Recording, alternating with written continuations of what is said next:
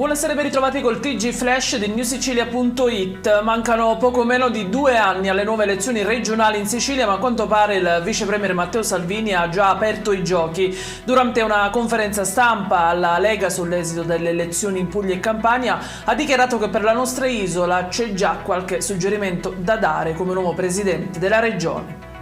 Il caso dei test di ingresso di medicina sarebbero 2 su 160.000 le brutte copie che avrebbero fatto il giro del web. I 2 moduli riconducibili a prove effettuate all'Università di Catania e alla Federico II di Napoli sarebbero stati pubblicati al termine della sessione. Nessun compito sarebbe stato dunque pubblicato durante lo svolgimento della prova, ma soprattutto nelle immagini acquisite non risultano presenti fogli risposta.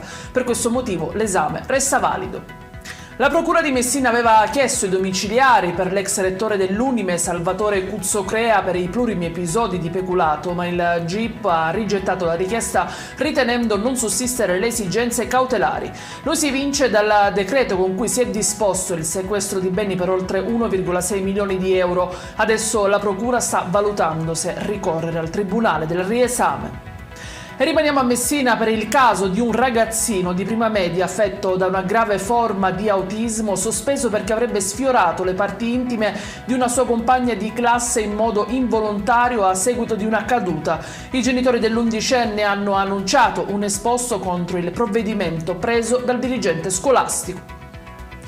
E in chiusura il meteo diramato un'allerta gialla per 6 province dell'isola, attese anche per domani, piogge e freddo. Ed è tutto per questa edizione, vi ricordo come sempre che i dettagli su queste notizie e molte altre li trovate sul nostro sito e sui nostri canali social. Grazie per averci seguito e buona serata.